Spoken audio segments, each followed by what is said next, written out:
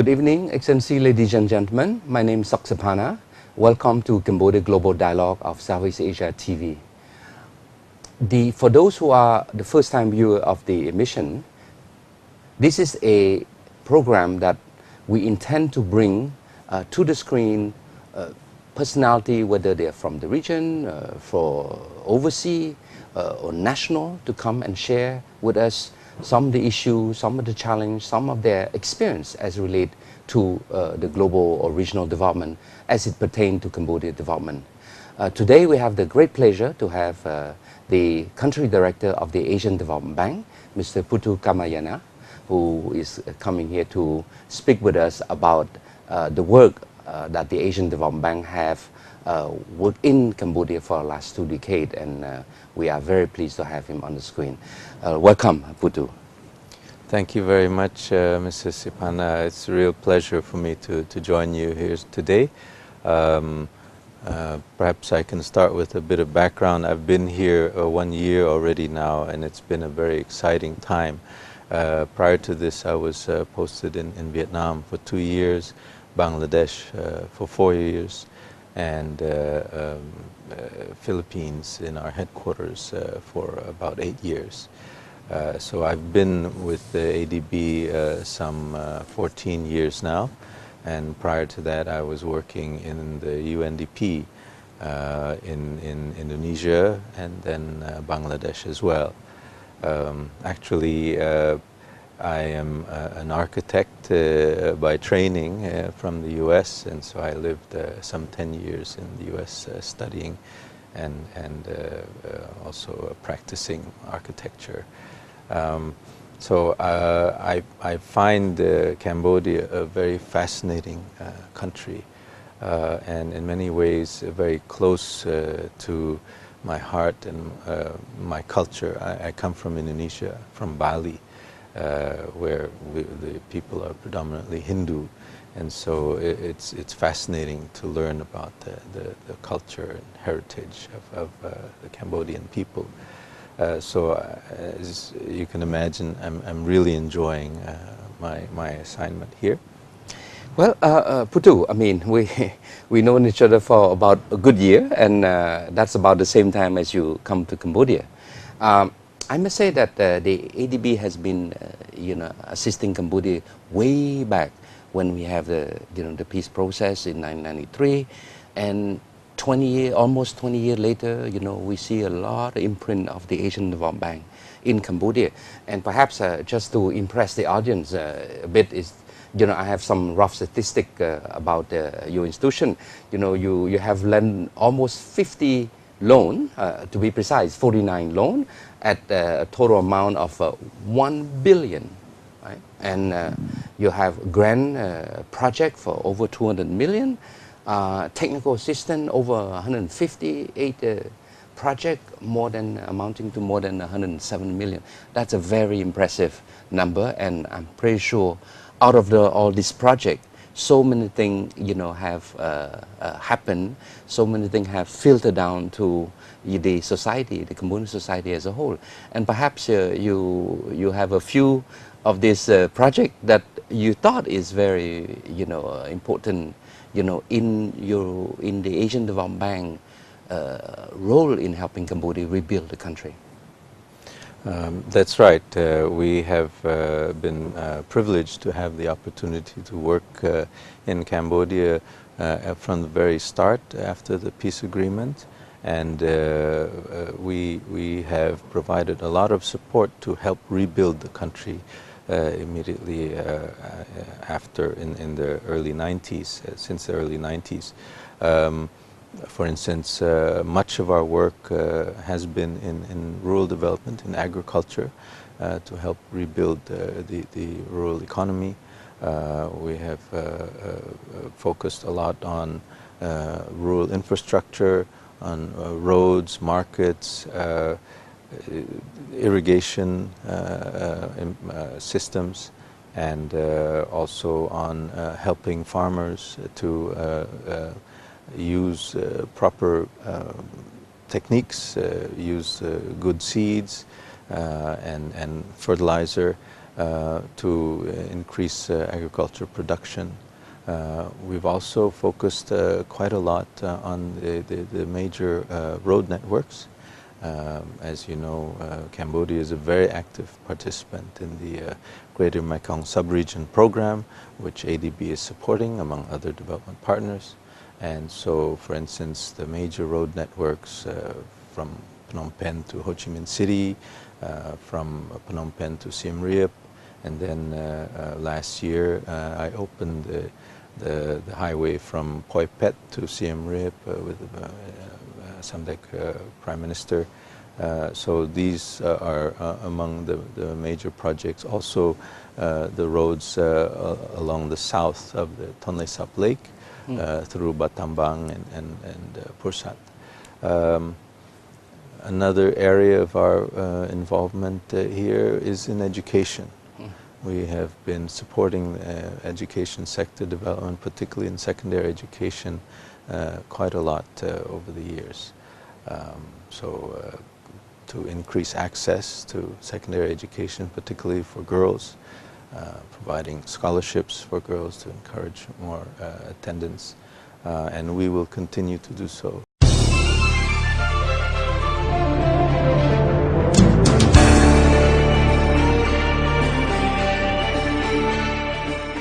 Putu, you mentioned some event where you have inaugurated this the road with some like Daecho Prime Minister Hun Sen.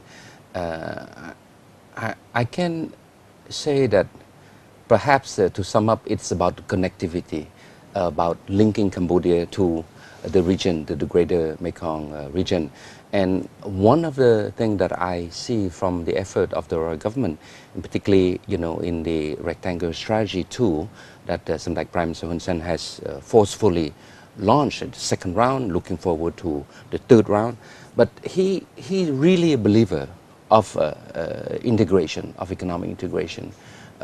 He forced, you know, Cambodia's speed to accede to WTO, enter ASEAN, an active player in the ASEAN Plus, in the Greater Mekong sub-region. You know, he's all over the place. So in that context, your work in linking, and I'm glad that you mentioned that ADB has been pretty much, you know, linking the major connection, Vietnam to Phnom Penh to Siem Reap, now, you know, Siem Reap to the Thailand border. So I'm one of the prime beneficiaries. I used to complain, my God, before we take us 8-9 hours to Siem Reap, now, boom, you know, 5 hours. Now we go to Bavat, 3 hours. So now I know who's behind that. So anyway, I think you touch on a good point, and I really appreciate it. Education is indeed something that the ADB has been working quite hard on that. But back to connectivity, you know, Cambodia just had a first railroad stretch, you know, and I know the ADB with the government of Australia are behind that to support that. Maybe you can share with us some of this work there. That's right. The railway project is one of our flagship projects in the Greater Mekong Sub-Region Program. It will, once completed, allow railway travel from Sihanoukville all the way to Singapore, and it is also part of this Singapore to Kunming line once this missing link is constructed between Phnom Penh and Vietnam. And so I understand that the government is in discussions with the Chinese government to finance that, and so this is a very exciting development. For one thing, because the government has agreed, once the railway is rehabilitated, the existing railway, to hand over the operation of the railway to a private sector entity for 30 years. And so this is a very good example of public-private partnership, which ADB is very happy to support. Other partners in this venture include the OPEC Fund, who is also providing some loan, and also the government of Malaysia. So this is a very exciting project, and we hope to complete it by 2013. Well, I mean, for for me, we're really looking forward to see this full operationalization of this railroad line, because, as you know, the government is pushing hard the development of the agriculture sector, and you know, agriculture, it's commodity is heavy, and it's not suitable or commercially viable to transport by container. And that's why, in the context of a rice export that the Prime Minister have launched a few months ago, we feel that, you know, having a railroad line to link to the deep sea port will enhance our chance to reduce the price so that we can be more competitive, and not just rice, but there are other agricultural commodity. Looking forward, Putu, you disappeared last month, so many missions, and you mentioned that when we met last time that you went to Manila twice to you know, get some major program approved by the board. Perhaps if it's not confidential, maybe you can share with us a bit what transpired in the future for Cambodia and the Asian Development Bank. Certainly. There were 4 projects approved quite recently, which were signed with the Deputy Prime Minister just 1 week ago. So one is the Rural Road Improvement Project, which will improve roads in the vicinity of the Tonle Sap Lake. Yes. Another is a Water Resource Management Sector Development Program, Yes.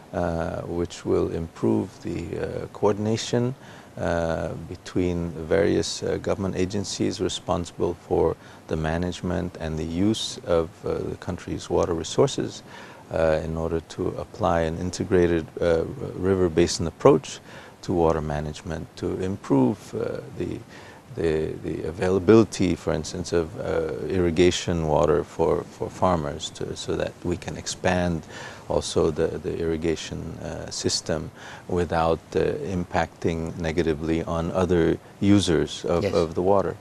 And with the increased impacts of climate change, that will be more and more important.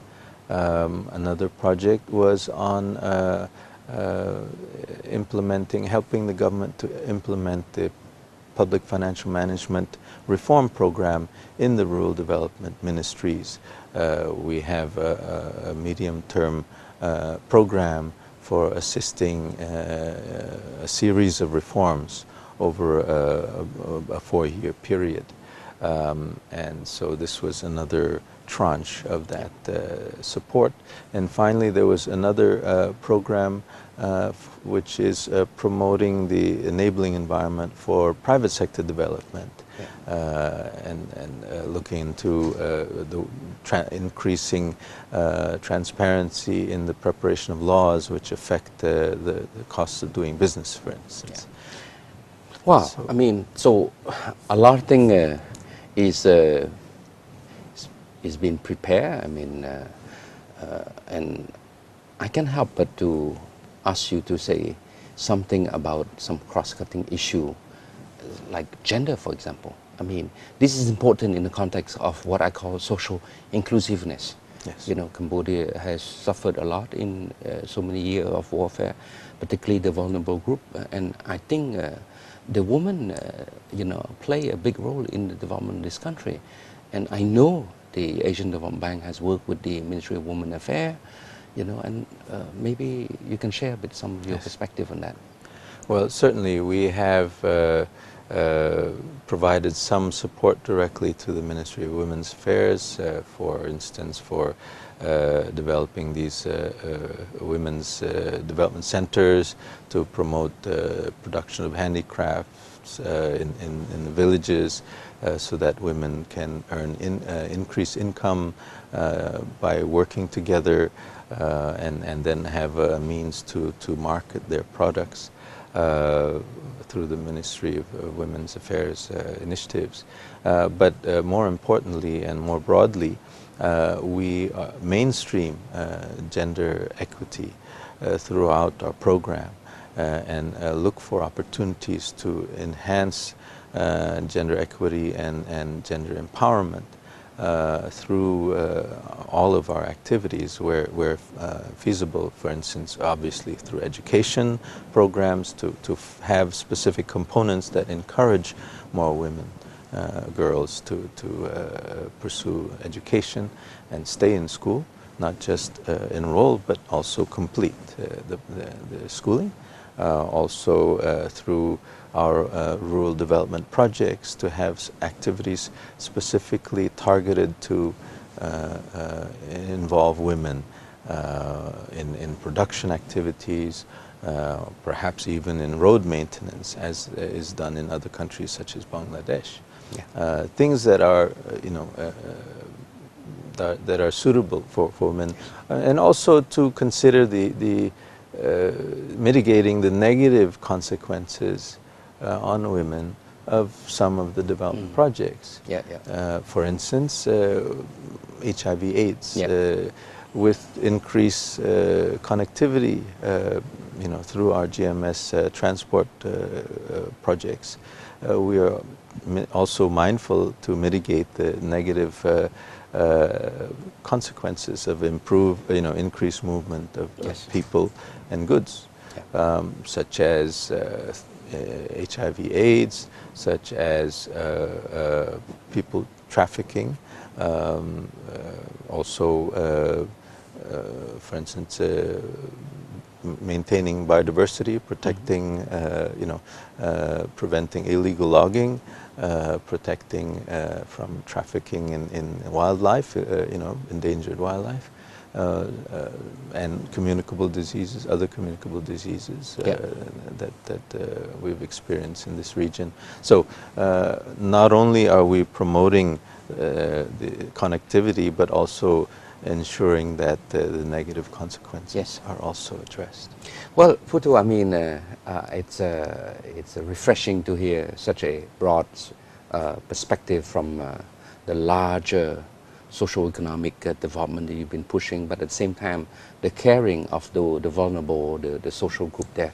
I'm going to now turn to your senior economist, Peter Brimble, who perhaps can share with us a little bit more on some of the sectoral issue.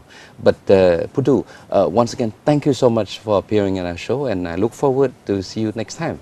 Thank you very much. My pleasure. Yes. Okay.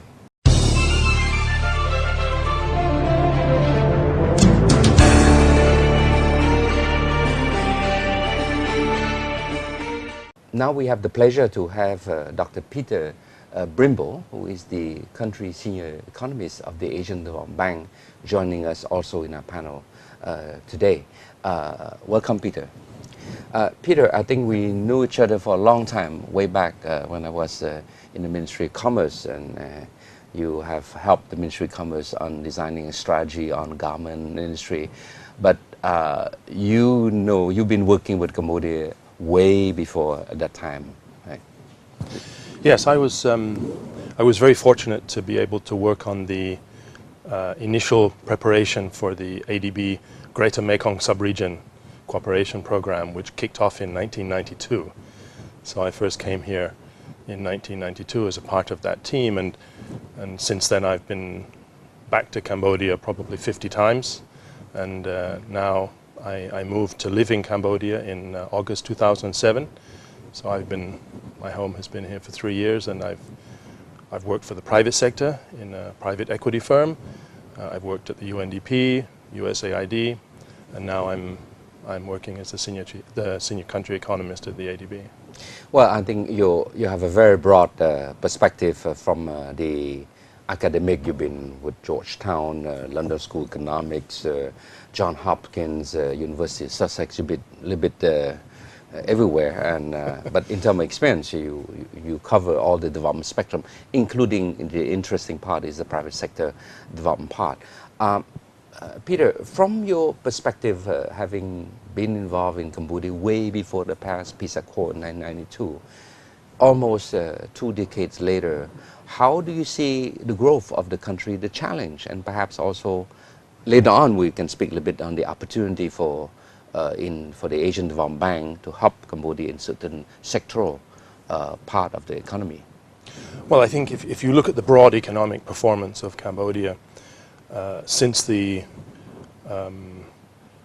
the devastation that occurred during the Khmer Rouge and after that, Cambodia has made tremendous strides in the last 20 years at general development and has performed better than many post-conflict economies. In fact, probably the best performing post-conflict economy in the world. And I think we've seen the economic growth perform very well, especially over the past 10 years. We've seen the growth of the garment sector in a very strong way, tourism. And I think you now get to a point where, after the financial crisis a couple of years ago and the challenge that the country faced there, that the core issues that need to be dealt with now would be primarily one of diversifying the economy, continuing to address the issue of poverty, still a big concern, and moving into a new kind of paradigm of policy making that would enable Cambodia to integrate more into the region and into the world. You know, looking forward, the government is looking for new source of growth. As you know, government has been sort of like affected by the global financial crisis. Tourism is also fluctuating. The construction, you know, after the crisis is sort of like coming to a slowdown. Where do you see the sectoral growth in the near future? I mean, I think in the near to medium term, it's going to be the growth in agro industry, agriculture and agro industry that will be offering the scope for increased growth. In garments and light industry and in tourism, we would hope to see some diversification, some move, say, into higher value-added garments, better quality fabrics, where Cambodia's strong labor force can be a good comparative advantage.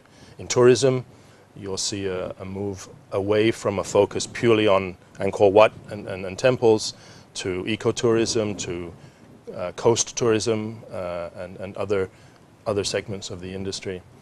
But I think the strong potential both for growth and for addressing issues relating to poverty will be driven by agribusiness. Agribusiness, you mean rice for sure as a major driving commodity, but there are other commodities. Where do you see the challenge in, of course, we managed to arrive at a point, you know, that we are now a surplus exporting rice country. But to go to the next phase where we would want to increase our GDP growth by having rice and agriculture export, you know, to go to the next larger critical mass, there have to be a lot of work to expand that sector. But where you see area that the Asian Development Bank, for example, could put the effort, i.e. infrastructure, irrigation, something on this? You know? Well, clearly, I mean, if you look at the major constraints to business that remain in Cambodia, transport, energy cost, cost of logistics, these are still critical aspects. And to get from the farm gate to be processed, add value to the port and sent out, that's the value chain. Logistics and supply chain issues, I think, would be a critical one. And in ADB, we will continue our focus on rural roads. Yes. And linking together rural areas into the provincial roads, into the provincial areas and cities where processing can take place, and then export. We're also doing some work with SPS, sanitary and phytosanitary standards, which should help some products like fishery products, yes. Other agricultural products, cashew, cassava, corn, and even fruit and vegetables to be able to meet international standards. Yes. Well, you know, these are the sector that I think have a good opportunity to help Cambodia move forward. You mentioned the garment industry. You know, Cambodia has been in the industry for quite a long time, way back in the mid-90s. I think we reached a point that we need to have a paradigm shift a bit from, you know, just a producer of a garment for export. We have to move to something much higher, more value add, more value extraction of it, you know, more development on that sector. How do you see we can help the garment industry to be more competitive now? Well, I think, you know, at the moment, as you say, you have a strong labor force, well trained, responsive, relatively cost effective. I think what Cambodia needs to do is to look at how to move upmarket into more value-added products. I worked with a Spanish group, in fact, who came into Cambodia, built a fully computerized garment factory to make high value-added sweaters for women. They're operating very successfully. We should go and see their factory one day. It really is an interesting idea. There are other similar manufacturers of swimsuits looking to move from China. We can look to China. China labor cost is going up. And I think that could be a major shift. We could also look at issues, footwear, other higher value-added light industry. I think Cambodia has significant potential to move into those areas. Speaking of that, I think it's important that you can share with us a little bit how, you know, ADB is moving forward, your vision of partnership with the royal government, and perhaps also give us indication how can this partnership succeed. Yeah, at the moment we are right in the process of preparing our country partnership strategy between the government and ADB for the period 2011 to 2013, so a 3-year partnership strategy. We've been working very closely with all ministries in the government, and especially the Ministry of Economy and Finance and the Supreme National Economic Council and so on, to gain ideas and insights from the government. As far as we're looking from our side, we see the next 3 years to be a period of a transition period in some sense from the development stage that was characterized by rapid growth but not by economic diversification and by continuing pockets of poverty into a new kind of development policy. And I think we at the ADB feel quite excited to be able to share this process with the government. We will proceed to invest in 5 major sectors, which are similar to what my director mentioned earlier. Education is a core sector. Finance we've been very active in, and we've been driving the development of the finance sector here, banking regulations for a long time. We will continue on agriculture and irrigation, transport, roads, and in addition we have a sort of a public sector reform program in public financial management and so on, which we will continue. But underlying our program, we identified 4 key challenges which we think face the Cambodian economy that we want to address also. The first one is the issue of climate change, environment and climate change as an activity that we would like to embody in all of our projects that have a climate change element in them. Second is decentralization, which is trying to move the sources of growth out into the rural communities. Third is the issue of rural and urban linkages. As urbanization moves ahead, there's going to be a lot of dynamic between the rural and urban centers. And third and fourth is the continuing issue of regional cooperation and the connectivity as it links into Cambodia. I'd really like to highlight my feeling that in the next 3 years, the so-called Southern Economic Corridor of the Asian Development Bank project, going from Bangkok through Poi Phet to Phnom Penh, through Bavet down to Ho Chi Minh City and Vung Tau. I think this is going to be a very powerful source of growth for Cambodia as we go over the next 3 years.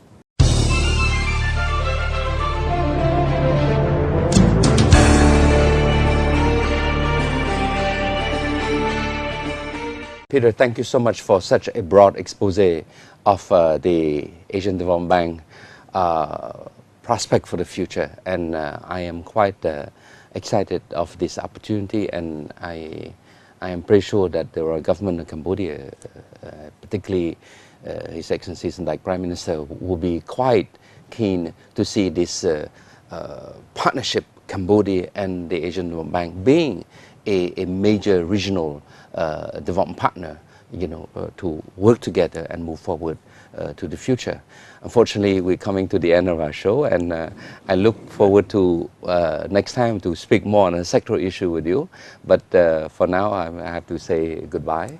So, Excellency, ladies and gentlemen, unfortunately, we're coming to the end of our short program, and we look forward to see you next week on other topic of relevance to Cambodia in the world and in the region.